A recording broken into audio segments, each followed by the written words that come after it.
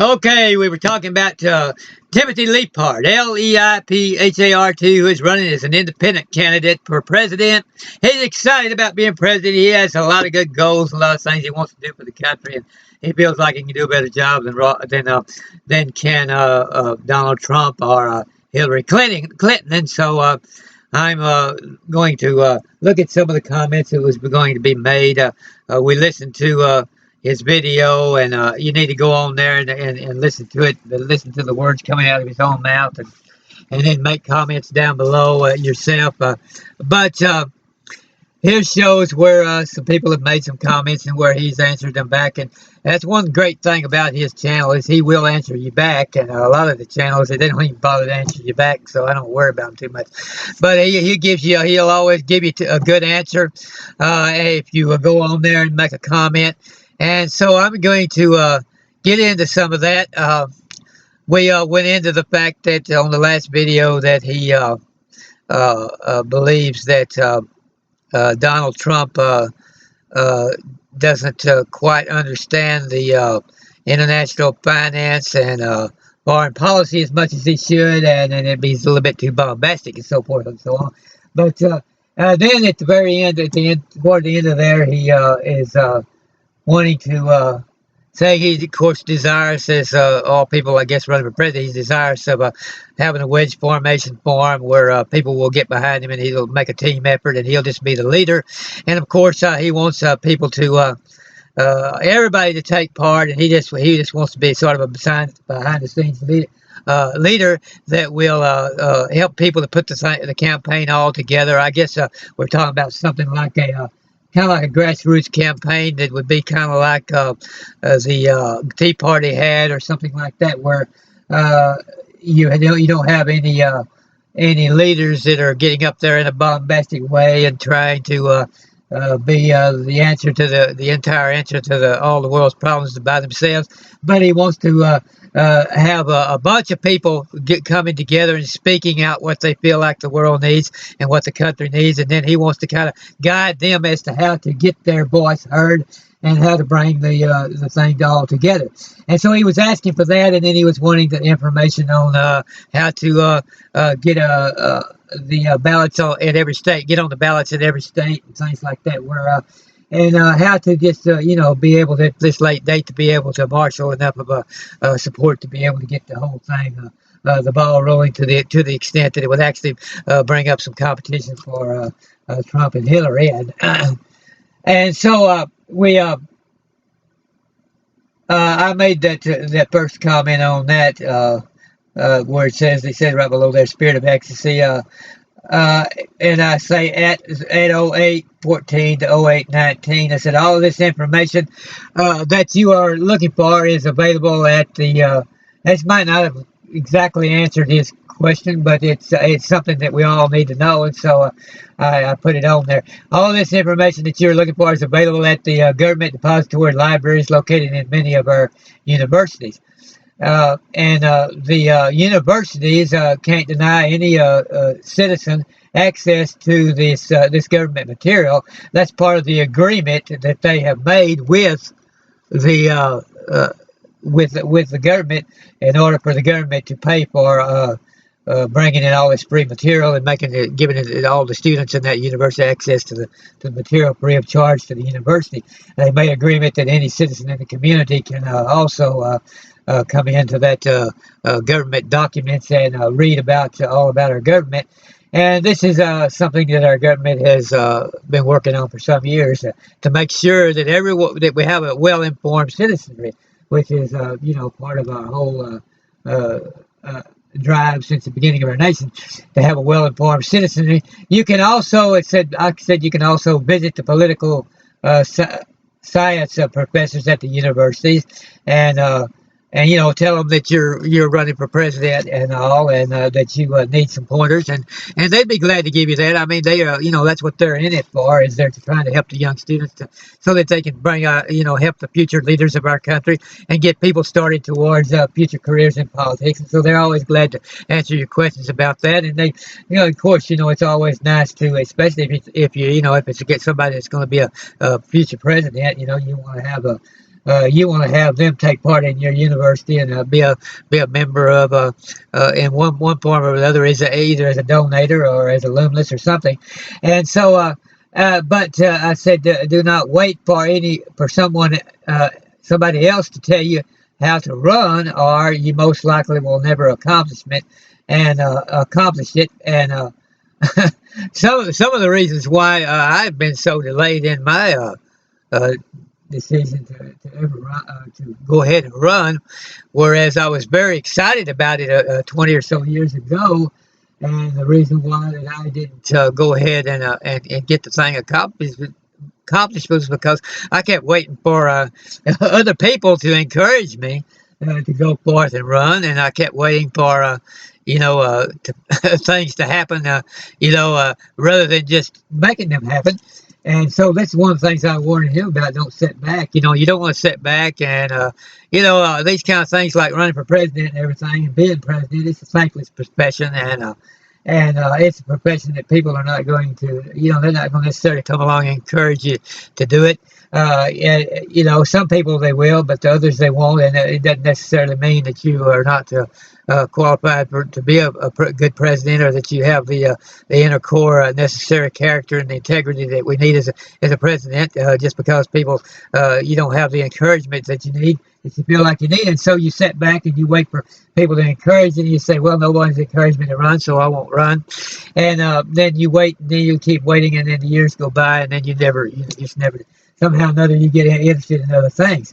And so I said, do not wait for somebody else to tell you how to do this or to encourage you, but just go right ahead and utilize these government documents and all that are there to tell you what you need to know, and utilize the books, that are in the library that are there for the purpose of giving you confidence. There's all sorts of books on giving you confidence. There's all sorts of books on keeping you enthusiastic. There's all sorts of things. There's books on every aspect of the government. That's one of the things we need to know. And I'm going to do a whole series of videos on what it takes to be president, and what young people need to do if they want to be president, and how to utilize the library and all the other resources in order to, you get in there and you utilize the resources that are there, and there's plenty of encouragement within the books. The books that are in the library, there's plenty of encouragement in all. There's just literally hundreds of thousands of good books that encourage you to be a leader, and tell you how to be a leader, tell you how to be a good public speaker, tell you everything you need to know about being a president or being a public leader or public speaker. And so you get in and you let these authors, which have written these books, which are other people. They're just as much another person as if you go out here and meet a person on the street.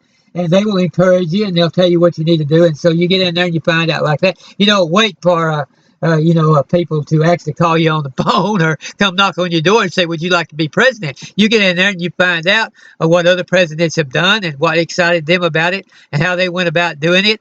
And you learn how they campaigned, and then you read plenty of positive thinking books, and you build yourself up, and then you learn what your qualities are. You read other books that tell you what your good qualities are and what your bad qualities are, and how to work on the bad qualities, and all these kinds of things. This is what I'm getting at on this. But don't wait for other people, or you'll never do it. Believe me, everything you need is already there, and 99% free. Government information, literature, and journals even exceed medical. There's a lot of medical journals, believe me. There's a lot of stuff written on the Bible, and there's a lot of stuff, a lot of medical journals written. There's thousands and thousands of good medical journals, and there's hundreds of thousands of books, medical books, but there's actually more, I think, government documents and government literature than there is of all those others combined, almost, when you really start looking at what all is available. As they have turned over every stone, and they've not left any stone unturned in all the books and there's everything, literally everything about the government that's ever been done or ever will be done, almost is written in books already. And you've got the Congressional Digest, and you've got the Congressional Quarters and all that thing, which documents everything that's ever been done in the Congress. And you got books written, hundreds of books written on every president that tells everything that's ever went on in the country. And so you got more than you need. So don't wait. Everything's there. All we have to do, the whole problem is not that the information's not there, or that the motivation's not there, or anything else is not there. The whole problem is we're not utilizing what we have available. but the government has put this here for, say, for people just like you and me, and we're welcome to it, and we can't be held. There's nothing that can keep us from the information that we need to become president if we decide we want to do it. And I say, see the YouTube video called "History of GPO's Federal Depository Library Program." And I have always said that he who knows what all is available, in the way of information and everything, if you know what's available, and mainly if you know that it is all available, everything is available. It's all available. It's just a matter of you finding it, and then the successful leader and the successful intellectual person is the one that's going to know how to put his hands on the material when he needs them. And number one, you know that everything you will need, or you need now, or ever will need, is already there, and available. And then number two, you learn exactly the fastest way to put your hands on it when the time comes that you'll need it. And so you just become familiar. You've got to become familiar with actual college libraries. You can't just depend upon the internet. You've got to go in and spend time in the stacks, and you've got to learn to love the fact that all this stuff was written. And you've got to begin to communicate and fellowship with all these authors and fellowship with all these former presidents, and just live their lives out with them and live through everything that they did and become appreciative of it. Build up gratitude in your heart for what they've done for the country. Live with all that a while, and learn how to learn where it's all at, so that if you ever need to put your hands on it, you know exactly where the book is. Wherever every book on foreign policy is, where every book on economics is, where every book on international relations, international law, where every book on the Congress is, and everything that's ever been written. But you know exactly how you can go in there with just a half a second and pick it out and get it. When you learn all that, you can actually do that faster than you can punch it, and you can actually punch it out on the computer. And so anyway, you learn how to do it on the computer too, but you need to have the actual physical presence in the library. All right, now I've always said that, and I say this is true because everything is available. All right, and then and I said believe it, and so then okay, he has a real good comment that he makes to that. I'm sorry I took up so much time with my comment, but he says I'll try to reply to this stuff. Just gets me excited, though. I just get so excited. I'll try to reply to both of your commentaries with this one. He says, I am not sure America has the will to remain free. And this is what a lot of people have expressed this opinion, that, well, we're not sure now that America has the will to remain free, meaning, to do the things that are necessary, to make the sacrifice to keep ourselves free. If somebody's just going to give it to you, naturally you'll say, let's keep it free. But are we willing to make the sacrifices necessary to keep it free? Are we willing to get involved in politics if it's necessary? Or get involved in making sure that we vote for the correct candidate? Are we willing to do the research necessary to know that we have the right one? Or are we just going to pick whoever has the prettiest face, or whoever sounds the best, or whatever? And so he says, do you have the will to remain free? And then he says, it's just marvelously inspiring statements. I have no interest in doing this on my own, which is why I keep referring to connected, being a connected president, and, a team leader. He's going to be connected, and he wants to run a team. He wants it to be a team effort. And other silly words, he says, and other silly words that would seem to indicate that we are all in this together. We want to at least try to get us all in this together. Maybe we're not all in this together. Well, people want to be all in this together, but, they just don't understand how, that by doing the things they're doing, that they're pulling against rather than pulling for sometimes. But frankly, the idea of being president, he says, is revolting. That's him. That's him. That's not me saying that. He says the idea of being president is revolting. Who wants to be the center of the world's attention and suffer all the abuse that comes with it? And you kind of have to understand what he's referring to there. He's not saying that it's so revolting that he won't do it, but he's just saying that he's trying to be humble about it. And so we'll have to go to the next video.